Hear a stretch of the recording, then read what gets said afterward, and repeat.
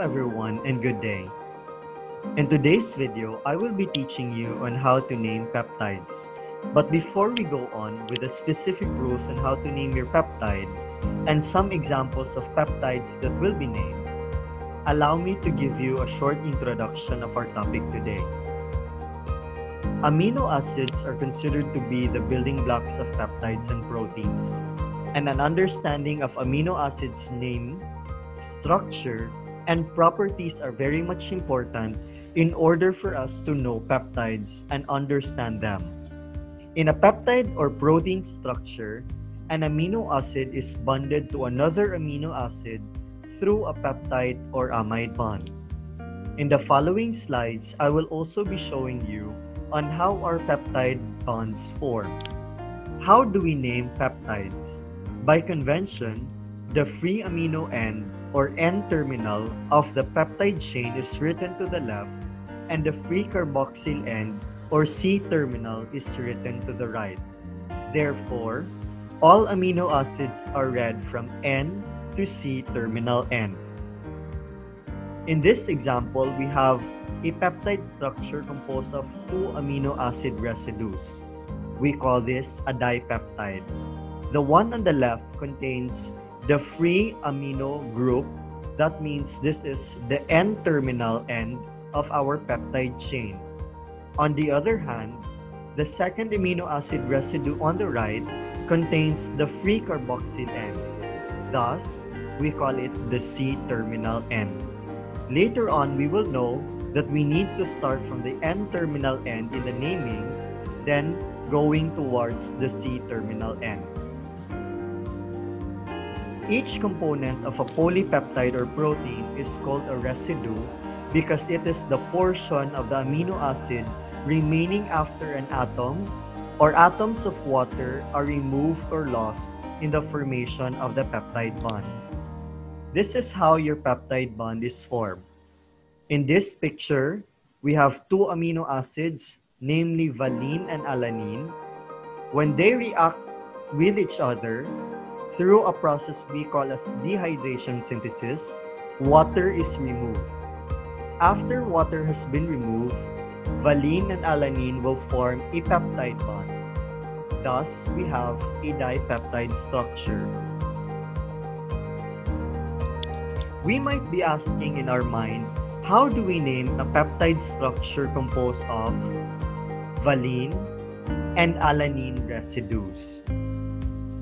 When a peptide is named, all amino acid residues have their suffix such as in, an, ik, or ate changed to il with the exception of the C-terminal amino acid. Thus, for example number 1, composed of valine and alanine, we would drop the suffix in of valine and change it to yl to make it valil, and we need to retain the complete name of our C-terminal amino acid, which is alanine. The name of example number 1 peptide would be valylalanine. Example number 2 is a peptide composed of 3 amino acid residues. The amino acid residues comes from threonine, glycine, and tyrosine.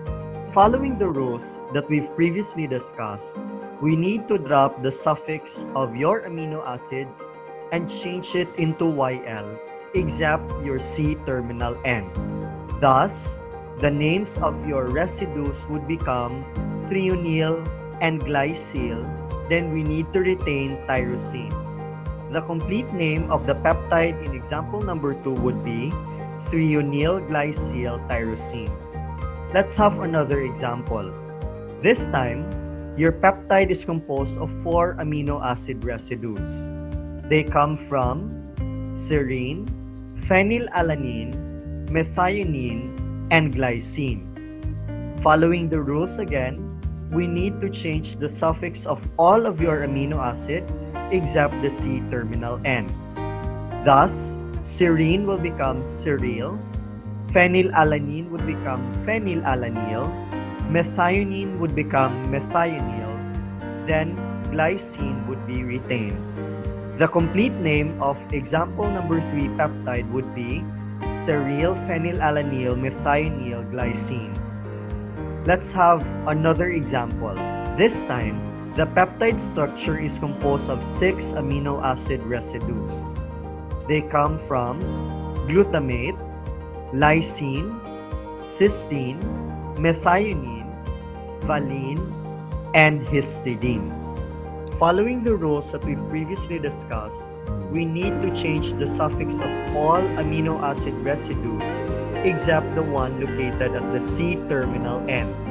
Thus, the names of our amino acid residue would be glutamyl, lysyl, cystenyl, methionine, valyl, and we have to retain the C terminal amino acid's name, which is histidine. Thus, the complete name of example number 4 would be glutamyl lysyl cystenyl valyl histidine. That ends our topic for today on how to name your peptides. I hope that you've learned something. Our reference for today's topic would be Ferrier DR 2017 Lippincott Illustrated Biochemistry 7th edition, Philadelphia, Lippincott, Williams, and Wilkins.